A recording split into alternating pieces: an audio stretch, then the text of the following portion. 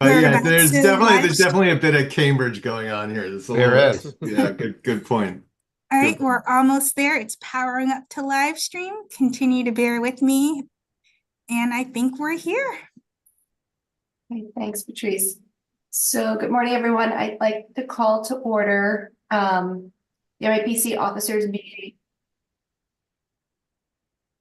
of January 6, 2025. And as a reminder, this meeting is being recorded and live streamed on Zoom. The first item on this meet, or actually, I'm sorry, I'm having a new year.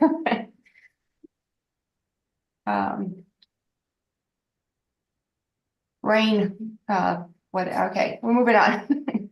The first meeting, the first agenda item is approval of minutes from November 18th, 2024. Is there a motion to approve or any questions or comments? I will make a comment on the minutes, if I may. Sure. Go ahead. Normally, when I review the minutes, I occasionally try and tone down some of Patrice's enthusiasm to more bureaucratic language. But in this case, the inexhaustible supply of cultural experience that she ascribed to the two new members of the Arts and Culture Department, I could not take that writing out. So I left it in there. Thank you, Patrice. On that note, I will move approval of the minutes. Motion by Sam, is there a second? Second. Second by Aaron. Roll call. I'll just note that I think I was at, oh no, this is November, sorry. No, I wasn't at that meeting. Okay, I'll abstain. There was no December meeting in mind. Yeah, okay. So you weren't at Yes. that one. Yeah. Okay. Roll call vote. Sam? Yes.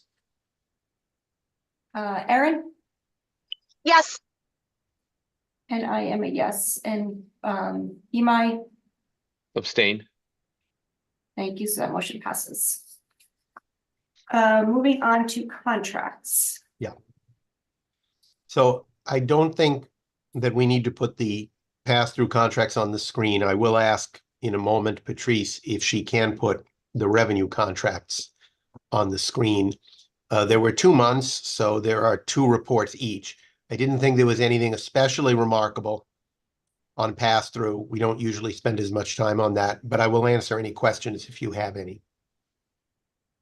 Are there any questions? Okay, seeing none. Okay.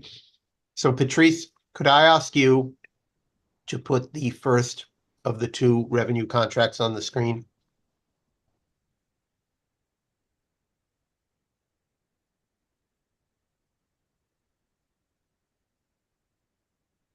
Will do. Let me just share my screen. One moment, please. The first one is short. The second one will be longer. Okay. Doesn't actually really matter if they come up in that order.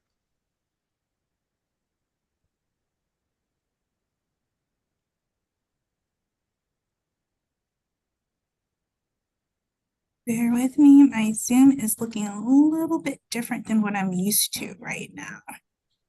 I can see it if that matters to you. I mean, I don't know about everybody else. No, All I right, can't I'm see. about to share my Oh, no. screen. All right, is this the correct one? So this is the shorter one. Is this correct? Nothing is up. Nothing is Oh. up, yeah. Okay, let me try that again. Bear with me.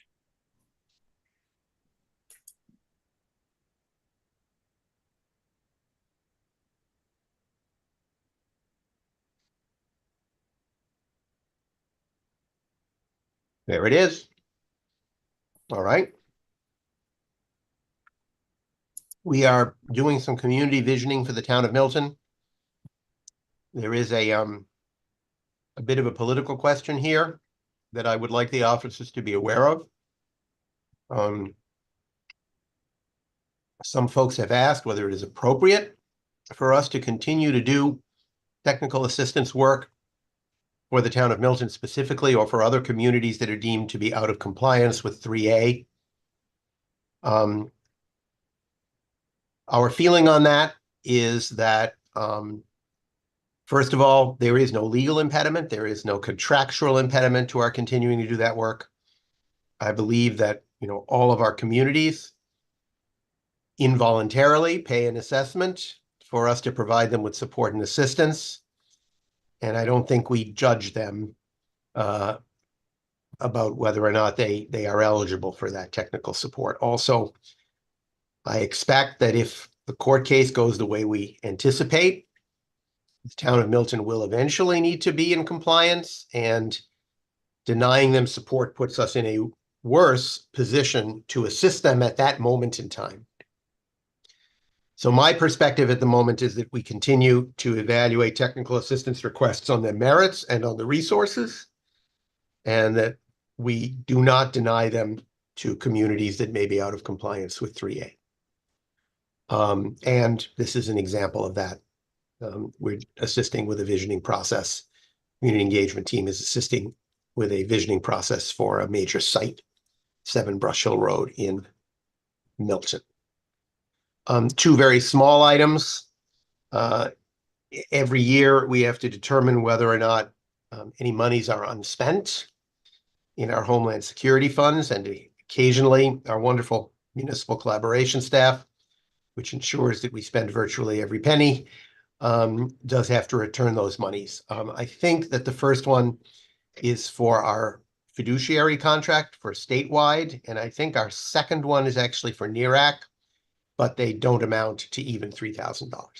That's correct. It's just tying the bow on those fiscal years. Yes. Great, thank you, Mark. Any questions or comments? I just comment, Mark, I think I agree with you. There's on the Milton issue, there's also the question of towns that are not in compliance, not because they are actively opposed to it, but just not yet in compliance. Would you deny them services as well? So That is correct. There are some in that category. it seems appropriate. If there are no more questions, we can move, Patrice, on to the December revenue contracts. Bear with me one moment while I bring it up.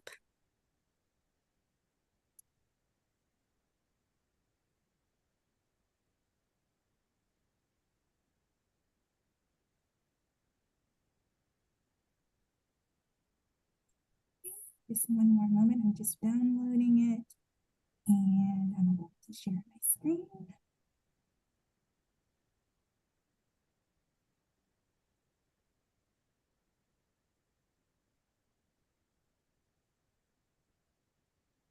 There we go. All right. Lizzie, let me just turn to you and see if you have any comments on any of these that are in your departments. Don't have to, but in case you do. I think the one I'll note is the City of Revere, the equitable approaches to public safety education. It's in one of the December contracts. This is work that we started actually in Lynn. And it was really well received in the city of Lynn. And then through conversations, largely through some of our North Suffolk public health work, we ended up having conversations with folks in Revere. And so we're doing some of the same public safety evaluation work in Revere. And Sam, you should know it is informed a little bit by some of the work that's already gone on in Cambridge to help these communities think through what approaches to alternative public safety would look like. And we're really excited about this work and excited to see more of our communities working to engage with us on it, particularly from that public health perspective. That was the one I wanted to highlight, Mark. Okay. And I would note that the DLTA contracts have come through for calendar 25. DLTA A is the augmentation work we use to help towns apply for state or federal funding. I expect that in the upcoming year, most of that is going to be used to apply for state funding rather than federal funding. I expect a lot of those federal resources to be terminated. We actually prefer to call DLTA by its new name, GAP, which stands, I think, for Government Assistance Program. Is that right, Lizzie? Yeah, Grant Okay. Assistance Program. I'm sorry? Grant assistance. Grant assistance program, excuse me, which we think is just a little bit better than DLTAA. And Lizzie, I am going to put you on the spot and ask you if you can actually describe non-grid tied electric vehicle charging pilot. Yes, I can. This is Thank you. actually another one that's pretty exciting. So this was a collaboration between several teams at MAPC. So our clean energy team, our transportation team, and actually Margie, our general counsel, went after a grant that was funded, as you can see, by the Mass Clean Energy Center and Mass CEC.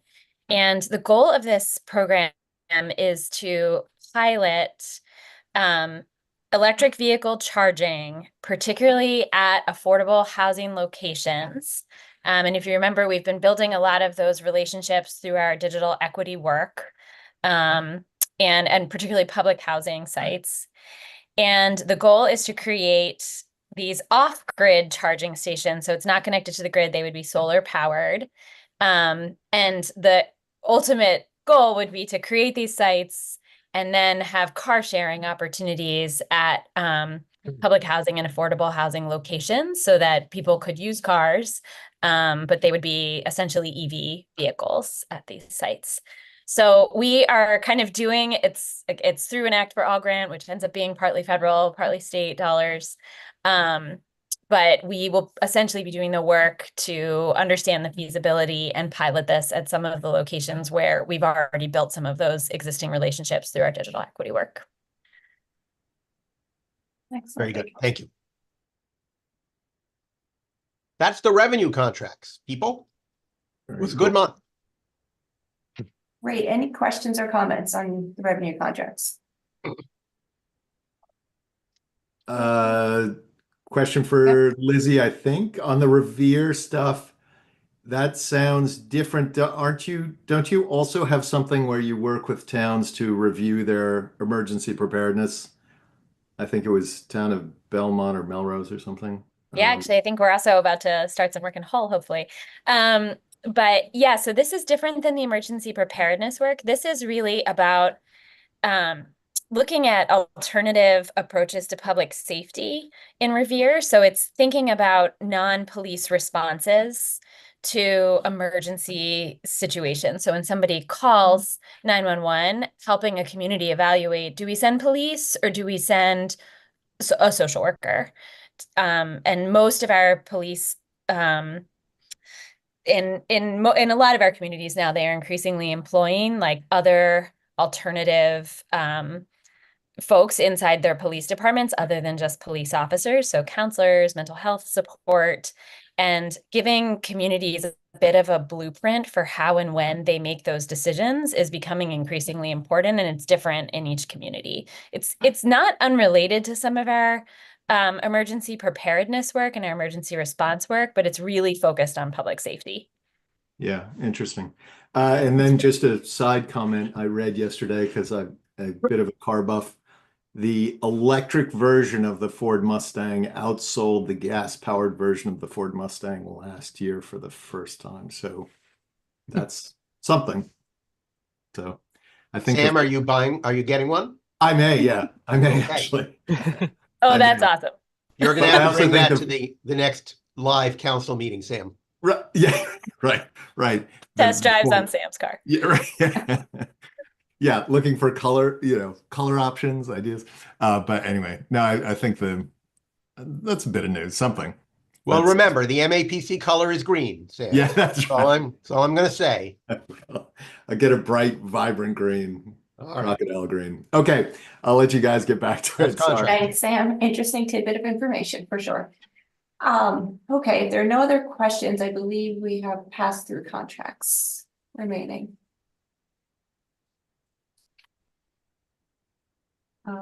That Lizzie or Mark? We're on to hiring and staff. Is that right? I'm sorry, did we do pass through contracts? We did. I'm sorry. Okay, yes, we're on to hiring and staff changes. Lizzie, do you want to start off with your departments? Sorry, yeah, I'm trying to I'm trying to think through who I have right now. It's brand new. So we have some departures in my departments, which I'm glad to discuss. So we had a departure inside municipal collaboration. Brian Luther, who does a lot of our digital equity work, has taken a job with, I cannot remember which community right now. Maybe Mark remembers. Somewhere in Metro And West. that's what I have in my head too. It's closer to his home. Yeah. We have already, we are sort of fully in a Sudbury procurement or phase. Wayland. Sudbury. Yeah, I think it's Sudbury or Wayland. It's like a Wayland. W, it's a W town. All right, Wayland. We're fully in the procurement phase of the digital equity work, which is what Brian was focusing on. And luckily we have a lot of backup and support inside that team. So we're not as worried. We've already communicated with MBI. We will want to backfill that position with somebody particularly focused on some of the financial pieces of the municipal collaboration digital equity work. But we have a little bit of time, so we will be filling that position. And then a name that'll sound more familiar to all of you who you know pretty well is that Matt Walsh in our government affairs team is also leaving. He is joining Secretary Augustus in Housing and Livable Communities. He'll be working for Eric Shupin, who we work with very closely inside the Legislative Affairs Department there. It's definitely a loss for us. Matt has brought a lot of expertise to the agency and experience inside the State House. But we will, kind of quickly, I've already started talking to Leah about a job description for that position. And we always get an overwhelming number of applicants for our government affairs jobs. Typically over 100 people apply for each one of those open positions. So I'm sure we'll end up with a really excellent candidate. And luckily the team has done so much work up until now to get ready for the start of session that I feel like we're in decent shape to kick off the session strong. And I think those are the two departures that I had. We are interviewing the one other sort of important position we're interviewing for right now. We have, I think, finalist interviews tomorrow for somebody to be a number 2 in our IT team, which I also oversee. And so we'll be hiring a systems administrator position. And we had a very hard time filling this position. So we ended up going through a firm and we're hoping to do a temp to perm hire on that. And we have finalist interviews on those temp to perm hires starting tomorrow. Great, thank you, Lizzie. Any questions for Lizzie? No, okay. So seeing none, moving on to preparation. I Well, think we Mark might have. Didn't do I'm my sorry, department, Mark. so. I'm sorry, Mark. That's okay. I thought I was on the ball this year, but apparently not. I mean, there's not all that much to report. Things are very fully staffed in data services, I'm glad to say, which is really a wonderful thing at the moment. We are still looking for a systems administrator there. I think we're going to fill that position with a temp, maybe a temp to hire, because it's been very difficult to go out to the market for a direct hire. In land use, the big issue is housing and neighborhood development manager. We are beginning the interviewing process for that position. We have some good applicants. The pool is not as large as I would like, but it does have some good applicants in it. Andrea Harris-Long will be overseeing that effort. In addition, I believe we are going to hire another principal planner who I would call a utility player. They will probably report to Josh Fiala, but they will in reality be doing work in all 3 divisions of the department. That has yet to be posted, but I expect it to be posted soon. We brought on a little more support in operations with a half-time hire, I think a temp hire, if I recall correctly. And I'm trying to think if there are any others in my department. Obviously, Margie is still trying to think about how she wants to replace Medora Champagne in the Council 2 position and whether the Council 2 position should be recast in a certain way. She's thinking about that very long and hard, but what we actually need to do is get the position posted, because there's much too much legal work here to do for one person to do it, even Margie. I'm not sure that Anna agrees with me, however, because this is a 100% overhead position. And I think Anna is glad that that person is not charging overhead at this very moment. But obviously the other positions that Lizzie and I mentioned are mostly direct positions, and it is not a good time for us to have these additional vacancies because our project charging is already lower than it needs to be. Waiting to see how December comes out. I'm going to transition a little bit to some comments on this issue, if I may. Wait and see how December comes out. December is usually both a better and not a better month. It's a little problematic because of vacations, but it also tends to be a high project charging month because all the DLTA money has to be spent by December 31st. So we are hoping that it will come out as a good month. That doesn't mean we're out of the woods. It just means we're walking in the right direction to get out of the woods. I do expect that when we do the mid-year budget, I will be asking MassDOT for a slight increase in our overhead rate. I'm very reluctant to do that. I haven't decided yet exactly how much. Doesn't help as much as it might appear to, because any contract we entered into under the old overhead rate remains at the old overhead rate. Only the new ones come in at the new overhead rate. And if you're a new contract starting in February of 2025, chances are most of your expenditures are not going to be in this fiscal year. At least some of them are likely to be in the next fiscal year. I think that will help us, but we are also going to have to take some other steps, possibly uncomfortable steps, in order to make sure that we bring our overhead rate down to a year-long total of 124, or maybe if we get the increase a little bit more than that. But even if we went for an increase of like 128, our total year change would probably not be any more than 125. So we still have to try and bring the overhead rate down. The problem is not really that people are overcharging to overhead. It's mainly that they aren't charging enough to projects, and that is mainly because there are too many vacancies. Sorry, Mark, because there were too many, what? Sorry, I missed just the Vacancies. last part didn't come Too in. many vacancies. Ah, okay. And, every time we think we're catching up, someone else leaves. Now, I want to be clear, the pace of leaving is nothing like it was a few years ago. And on the whole, if you looked at the organization, you would say this is pretty stable. The people who leave tend to be the people for whom this is the first job, sometimes the second job out of graduate school. And those people are just not staying very long in the current environment. So Matt, for example, was here for almost exactly 3 years. That's just kind of usual right now. So it's not that huge numbers of people are leaving, but we still do have a consistent loss of people, even if it's much slower. And we are having difficulty hiring enough people in the digital equity space to cover that very large project. And B, we're also having difficulties hiring and retaining people in municipal collaboration generally. Some of the skills that are required there, for example, municipal procurement, where most people would just work for a city or town, are difficult to fill for us. And Lizzie and Amy have been working very hard try and figure out the right salary, the right job description, and to go through the interviewing process to hire the best people. It hasn't always worked out as best as we would like. So that department remains a little understaffed. I'd say pretty substantially understaffed, considering all the work they have. And we're continuing to work very hard on that. Can I just say pause there, but I do yeah. have one other thing related to this to say. Just on that piece, I think in Muni CoLab, the places where we have the hardest time bringing people in is on the jobs that are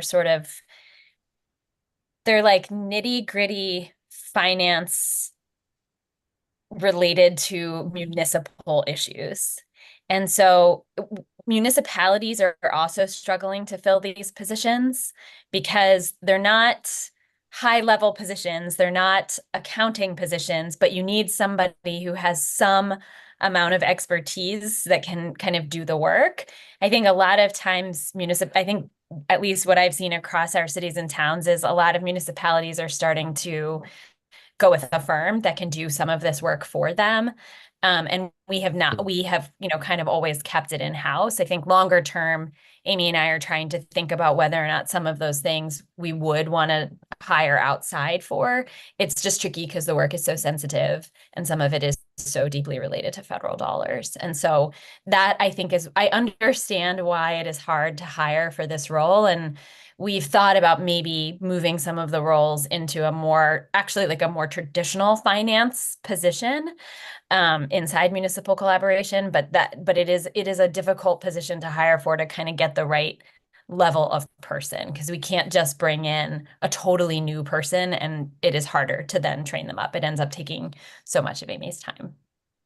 It's kind of a tricky balancing act. And that was something I don't think I anticipated when these positions were first coming open. I didn't realize how hard it would be to fill. I also want to advise the officers that, you know, we are planning to adopt a new strategic plan. More on that later in the agenda. The last time the organization was sort of reorganized internally was at the adoption of the previous strategic plan in 2014. We are similarly looking at some reorganization in line with the adoption of the new strategic plan.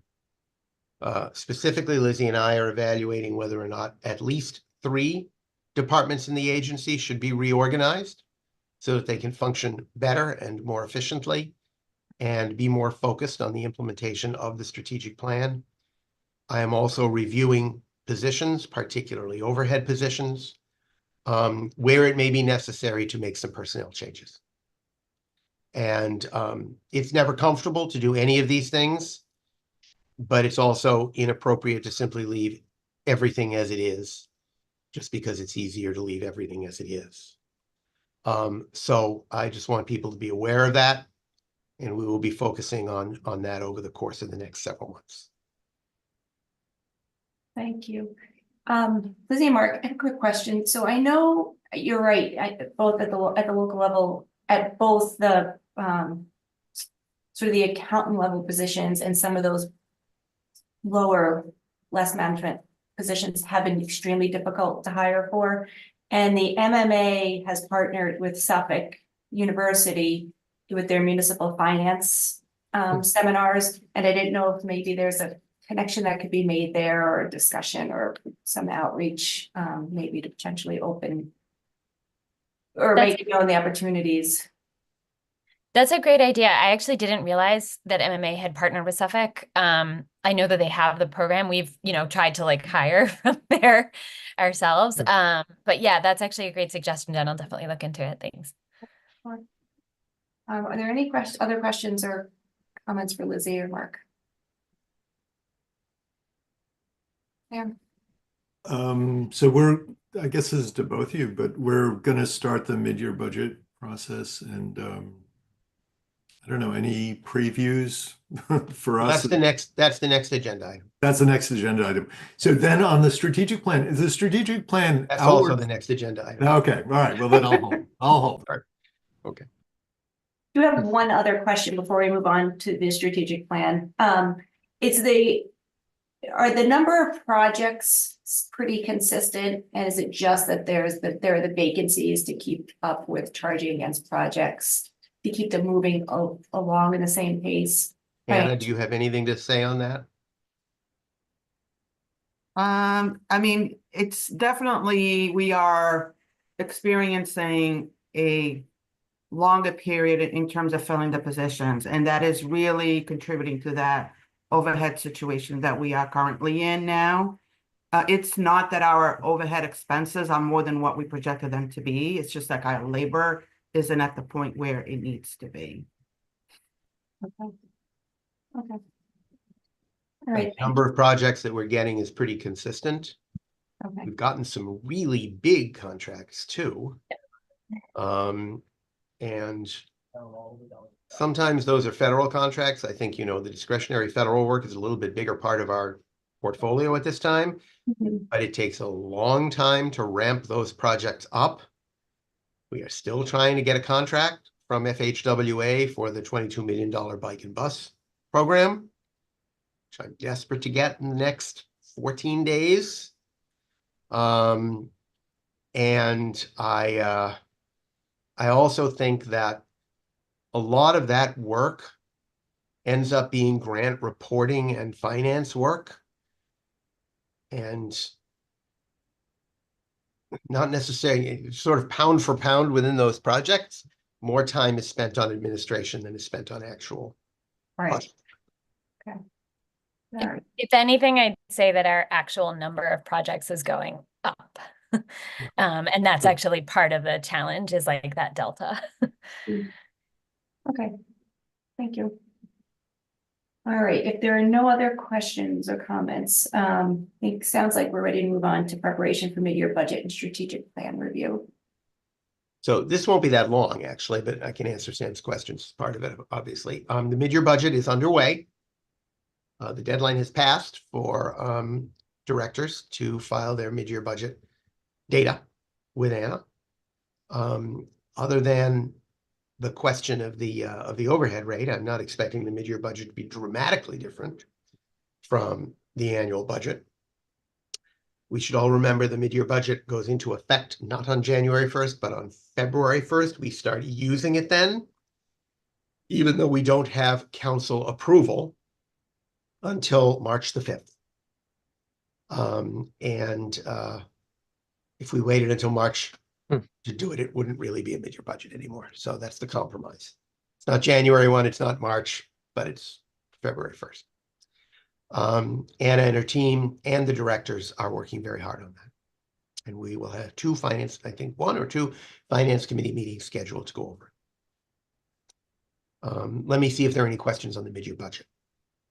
You will be asked to approve the mid-year budget at your executive committee meeting of February 26th, which will be an in-person executive committee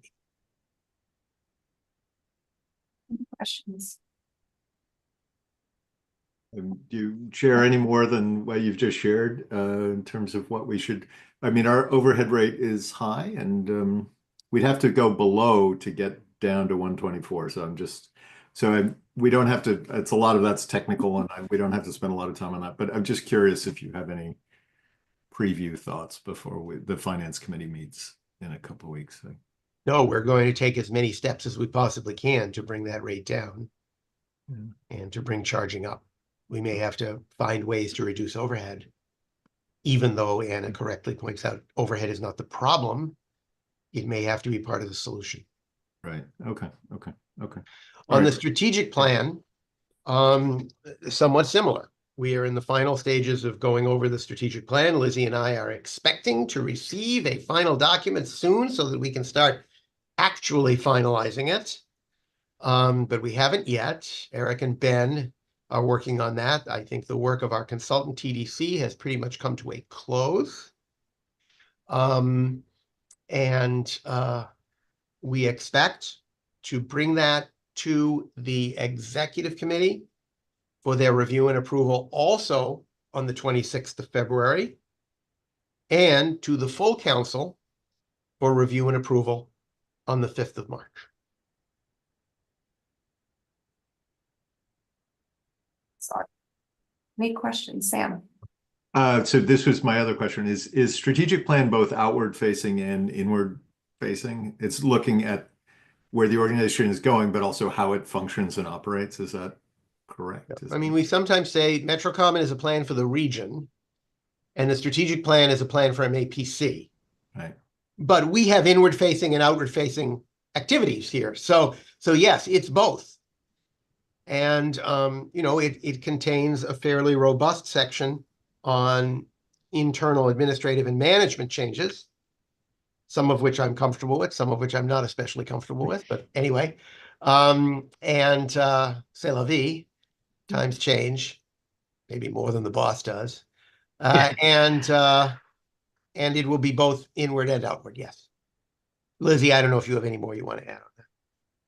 Yeah, I mean, I think the way I like to think about it, Sam, is that the strategic, like the MetroCommon, like Mark said, is our plan for the region, but the strategic plan essentially allows us to kind of order the house so that we can effectuate that work that we're trying to do for the region.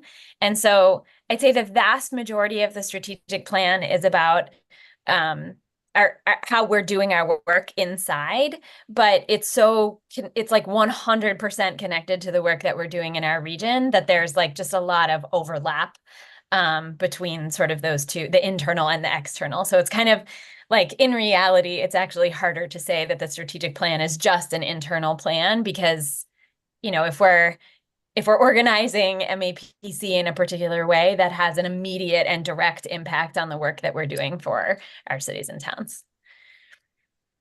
So it's a mix. Yeah, interesting. You know, I just make a comment, and this is, I won't phrase it as a question so much, but it seems as though approaches around issues like DEI are going to come under severe assault at the federal level. And I'm curious, well, I'm phrasing a question, but I imagine you all have maybe had a similar observation. I don't know, but Yeah. Do you want to talk about this, Mark, or do you want me to jump in? We can both talk about it. I mean, it's a little hard to know exactly what will come under assault, because so many things will come under assault. I feel very strongly that our DEI work, whether it be external or inward, our support for immigrants and immigration, and our support for affordable housing, all of these things need to continue, and we intend to continue them. I think that may mean a reduction in federal funding at the agency. Probably not in what I refer to as the line programs like transportation, federal transportation funding, which we routinely get every year and have for decades, but a little more on the discretionary grants.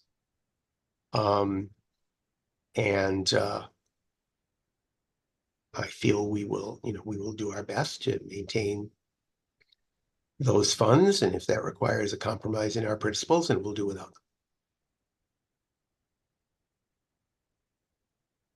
And the only thing I would add is that this has come up around our director's table. It's certainly something that our staff are thinking about too. And I think, Mark and I both felt like it was really important to reiterate the commitments that Mark just outlined here to our staff. And I think we'll probably need to keep saying those things to our staff over and over again, because it's going to keep coming up. So certainly our managers and directors are already very concerned about this. And I think it's important for all of us to keep maintaining that support and commitment to the work that we're doing. thank you. I Thank you, support you guys. Thank you.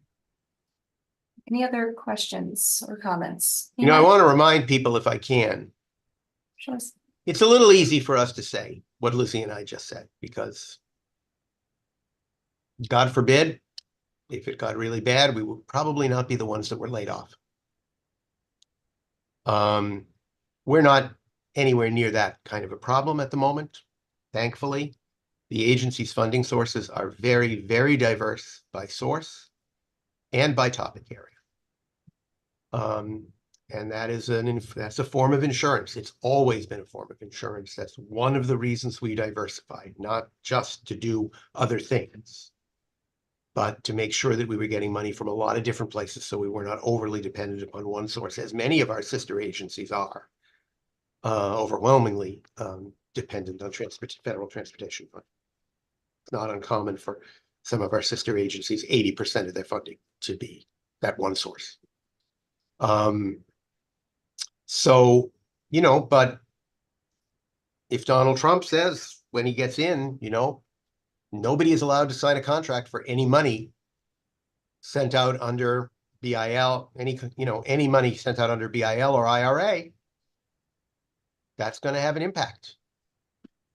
And it's going to eventually affect our ability to pay our bills. So, it's a balancing act that we're going to do our best to manage in support of our staff, in support of our mission, in support of our values.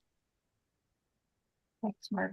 Yeah, I think it's, we're all trying to remain hopeful, but I think it's important that you and Lizzie get ahead of that discussion with staff to let them know. All you can do right now is keep reiterating that message. All right. Okay. Other business not, no, or is there anything else? And I see that Leah joined us. There is Anything else? exciting business. Okay. All right, other business. Let's move on. It's Okay, not, yeah. no, it's time to posting this agenda. We were initially planning to discuss this at the Legislative Committee, which is this Wednesday, correct? And then Executive Committee, but felt over the weekend that it was important enough, Lizzie felt, and I agreed, it was important enough to raise it with the officers beforehand. That is that we believe the time has again come for us to seek another increase in the municipal assessment. And this was done last, I think, 8 or 10 years ago. Leah and her team and Lizzie and I have been working on what this campaign might look like and the financial and service rationales behind it. So while no vote is required here today, we did want the officers to know about it and to be able to ask some questions and hopefully to support our recommendation at executive committee, particularly assuming we get through legislative committee, for us to pursue this increase this time around. So with that, I'm going to turn it over to Lizzie and Leah. Great. I'm going to turn it right to Leah because she's been doing a lot of the work on this. Go ahead, Leah. Sure. So I guess if it's helpful to start with the brass tacks, as Mark said, the last time the agency underwent this campaign was in 2014. And what this requires is an amendment to our statute to actually change the floor of what the assessment is for on a per capita basis. There are some other mechanisms we could do, but I think that is ultimately the simplest. Because right now it doesn't account for new growth. And I think that is one of the underlying reasons why a change is so important, is that our formula does not include that, which creates a pretty significant gap over time in terms of how much revenue is actually coming to the agency versus what municipalities are able to capture. What we are hoping to do, similar to what was done in 2014, the only other time in the agency's history that we have pursued this, is to make clear that we're seeking an increase, and then be able to have that nimbleness in working with our legislative partners on exactly the number that we're able to come to, but working with all of you to understand exactly where we're coming to and why. But that negotiation, I think, may be important with our legislative partners. The way this process worked last time was that after the legislature voted it, it was then adopted by the council in the similar process that all dollar amounts are approved by the council. That's what I have. We're working on a list of which municipalities we'd want to meet with, that Mark and Lizzie should be having conversations with as this process goes along, which legislators we're going to be working with as this process goes along. If there are people that you think we should talk to first, either because they're going to be really strong allies or because you think they need a push to remember why MAPC is so important to the region, please let me know. That is definitely a list we're working with the other directors to pull together as well to try to make a successful campaign. I'll add a few things. Yes, But please. Lizzie, do you want to add anything first? No? No, go for it. So I believe that when the organization was founded, this number was 15 cents per capita. And then it went up. We could raise it 2.5%. You know that we have that ability to raise it 2.5% each year with council approval. And by the time we got to 2014, which was like 50 years after the agency was founded, it was up at 50%, 50 cents per capita. No, 30 cents. It was 32, and then we got it up. We raised it Yeah. in 2014 to 50 cents per capita. Now we're going to have to, now we've been doing 2.5%. So we're up at around, I think, 64. What? I Sorry? think it's 58. 58. Okay, less than I thought. We're up at 58. And we need to determine a new floor. We generally feel that it is easier and simpler to determine a new floor than it is to change the system. Because that 2.5% is really part of Prop 2.5. It's just that whereas municipalities are able to count new growth and a few other things outside of their 2.5% levy limit, we aren't. And whereas municipalities can do overrides, we have no override. So we're stuck at 2.5%, even if the inflation is 9%. We are talking about what the new floor should be. I would say that the three most prominent possible numbers are 75, 90, and 100. And we haven't decided yet. Maybe Lizzie and Leah have, but I haven't decided yet. And I think we're going to see our discussions with members and discussions with legislators should help to inform that. We are not planning to file a bill. As last time, we are planning to seek an amendment to the state budget in order to accomplish this. It does not cost the state any money, so we feel we have a good chance of being able to do that in both branches. And obviously, we're also going to have the administration support, which I also suspect we will be able to achieve. The greatest difficulty politically has been the city of Boston because they pay the most. I think the city of Boston may be close to $300,000 a year. They're at 378 right now. Right? That's not close to 300. They're at 378. And, even a modest increase is not exactly a modest increase for the city. Now, it is compared to their overall budget. Mayor Walsh was somewhat,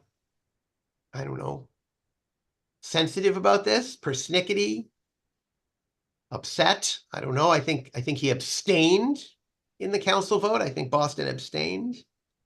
They didn't do anything to help us in the legislature, but they also didn't do anything to hurt us. And the other issue is whether there are any particularly outlier towns that don't feel as close to MAPC. They maybe resent being part of the Boston region. And even though the impact on their budget would be very small, maybe they don't feel they get the services they want, or maybe they don't feel that we are in line with their small c conservative viewpoint on certain issues, particularly housing, but not exclusively. And last time that was Marshfield, as you know, they voted against. I think they and Boston were maybe the only ones who didn't vote in favor. But Marshfield pursued kind of a useless secession attempt for about 6-8 years after that. And, I don't know of anyone in that category right now. Our relationship with Marshfield is very good, but it's always possible. So this matter needs to be campaigned. It needs to be, we need to convince people. And it will be a considerable amount of effort, especially, but not exclusively, for the government affairs team and for Lizzie and me. Thank you. Glad to answer any questions, Jen. Thank you, Mark, Lizzie, and Leah. Are there any questions or comments for Imai? I have Sorry. Go, Aaron. You I think have a more urgent situation than I do. no, Thanks, no, Imai. no, I pulled over. I'm a little early, so I pulled over so I can wait. It's not a big deal. I just wanted to ask how much of what, Sam just rightly brought up of changing in federal funding is this assessment expected or intended to cover, or is that an entirely separate, budgeting matter? Well, the assessment money is our flexible money. We can use it for almost anything. And as such, it could serve as a little bit of a cushion if there's a loss of some federal funds. But it's not really the same thing. It's spent for all of the overhead expenses, for benefits, for paid time off, for preparatory work to apply for grants, for team building, for attending other staff members' events when you don't have a project to actually charge it to. It's spent for professional development and training. And those things are not the same as, you know, Lizzie and Eric's and Allison's and Julie's electric vehicle charging project. So while there's a little bit of overlap, Imai, I would say that for the most part, there really is not. The main reason for this is that we need these flexible funds in order to be able to run the agency, including in order to be able to go after the projects that then constitute the lion's share of the agency's funding. And the value of these dollars has eroded very, very substantially in the last several years for reasons that everybody knows and understands. Got it. Thank you. Thanks, you I might. guess one other thing I would say is we are also competing to make sure that our salaries and particularly our benefits are as strong as they can possibly be. And it's these funds that play an important role in ensuring that we can continue to improve benefits for the agency staff. And that obviously relates to another issue, which I also don't need to mention right now. Thanks, Mark. Erin? Great. So when thinking about asking municipalities for this increase, can you just briefly touch upon the timeline, right? So like we are obviously in the midst of budget season here for FY26 for municipalities. So when thinking about, I know it's a huge thing for, you know, the city of Boston because they'll be paying the most, but frankly, they don't have to deal with the timeline of town meeting. So, okay, we're asking for an increase. When does that hit for these municipalities, and when should we prepare our specifically towns, but cities and towns for this proposed adjustment in their FY26 budget? I can take a stab at this. So the way the timeline worked last time, so N of 1, if the legislature passes as part of the budget, it would pass in the summer, and then there would be a special meeting of the council in the fall to adopt the new rate, which would then go into effect for the coming year. So not this upcoming fiscal year, but the next one. So FY27. I think so. Looking at Mark and Yeah, I think that's correct. I Yeah. think that's Yeah. correct. Earlier. We would have the normal 2.5% increase for FY26. Yep. In FY27, we would probably skip the 2.5% increase Right. to We did that. cushion Okay. the blow, so to speak, for cities and towns that are paying more due to the legislative change. Yeah, and it's, Okay. and, you know, it essentially, it comes off the cherry sheet. Yeah. So the other piece of it is that like municipalities don't actually feel it in the same way. Like municipalities don't have like a line item in your municipal budgets Mhm. that's like for MAPC's assessment. And I actually think that's like an important distinction because it doesn't actually, you don't actually have to take a vote at town meeting. And we're very lucky that way compared to some of our sister RPAs in Massachusetts and certainly around the country, is that we don't actually have to go to all 101 municipalities and get that vote. We want to build the goodwill and make sure our municipalities understand what the dollars are serving. But there isn't actually a moment where municipalities have to say, we are taking this vote to allow for this assessment to pass, or even to meaningfully incorporate it into your budget because it comes right off the cherry sheet. Yeah, I think that distinction is definitely important to make because I feel like it's one less fight. Obviously, like the town managers, the town administrators need to know like money coming in, like to have an expectation that like, yes, there's a deduction, but like it's not for conversation. And based on how the legislation was written to establish MAPC, like, I don't want to say it's a non-negotiable, but like you got to be in an RPA. So Yeah.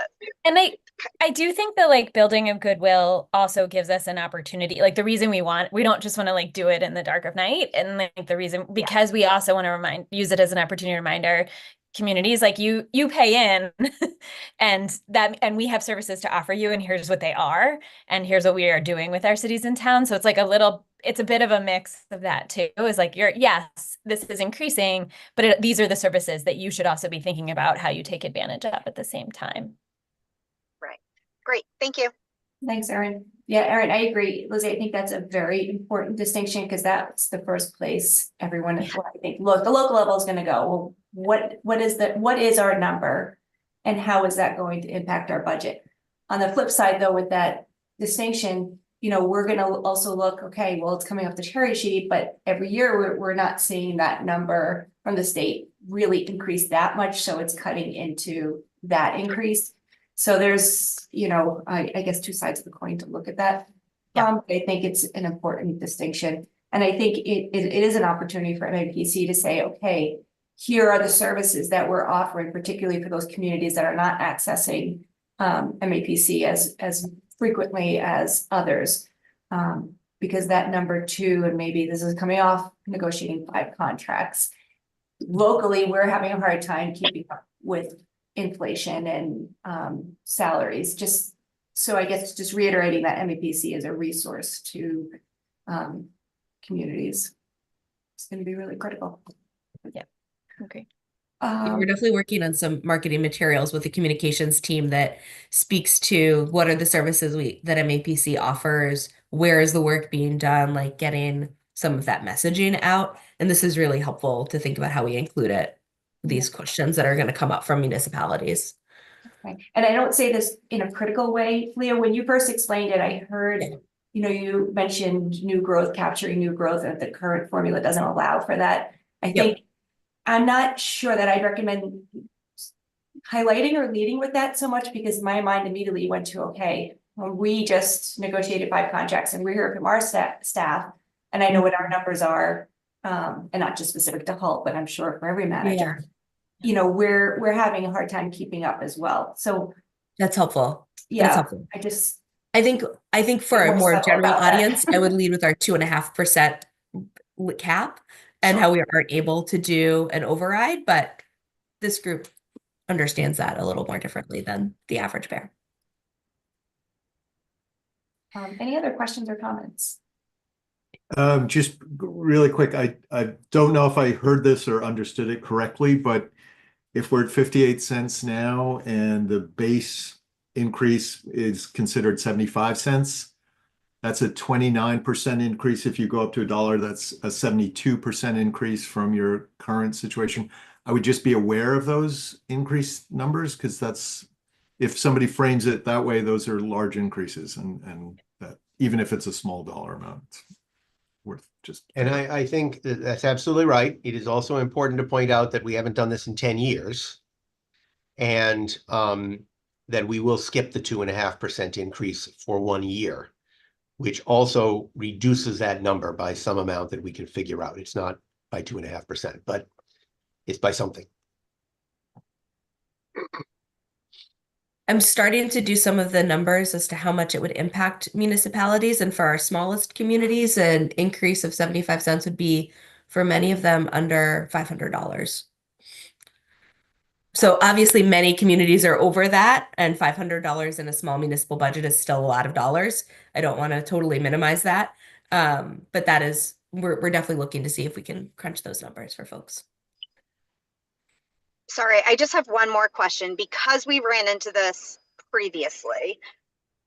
Where are we getting the numbers from? Are we still getting it from the DOR? Yep. And have they agreed to be more timely with reporting numbers? Okay.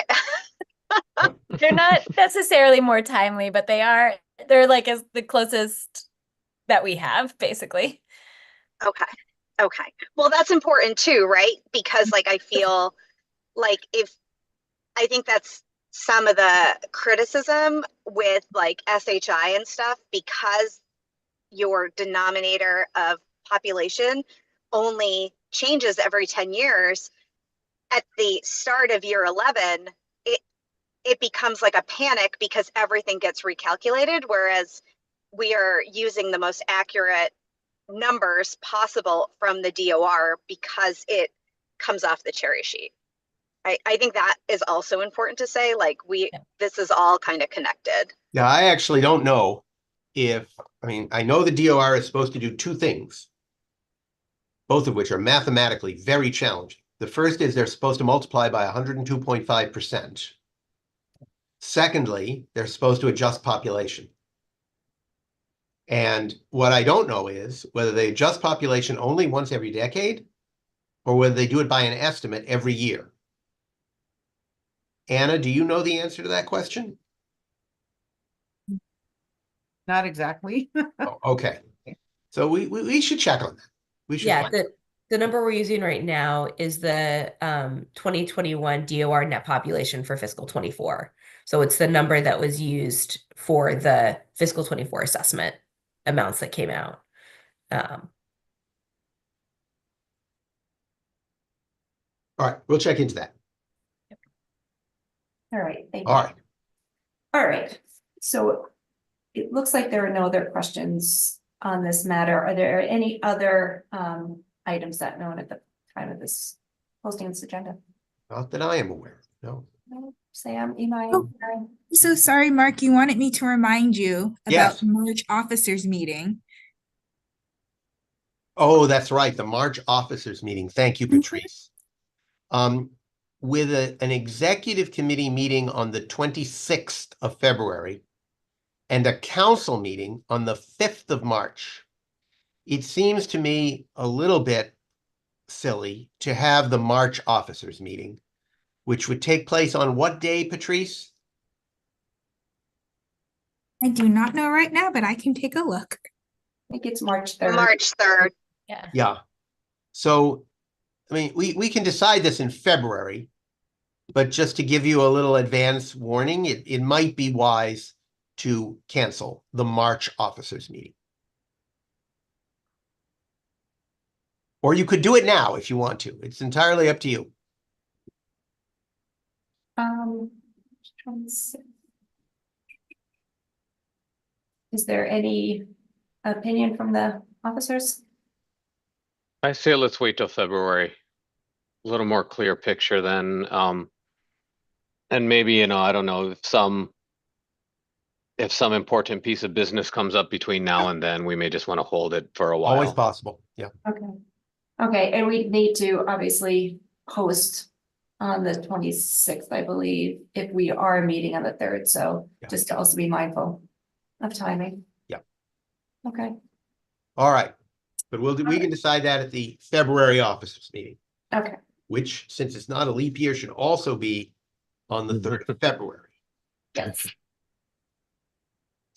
All right. Okay, any great. other items? Okay, hearing none, is there a motion to adjourn? So moved. So move. A motion by Second. Imai, second by Imai, or excuse me, Aaron, a roll call vote. Sam, Aye. Aaron, Here, aye. Imai, Aye. and I, Constable. All right, thank you, everybody. Happy New Year. Have a great day. Thank you Happy very New Year much. all. Happy We'll New see ya. Year.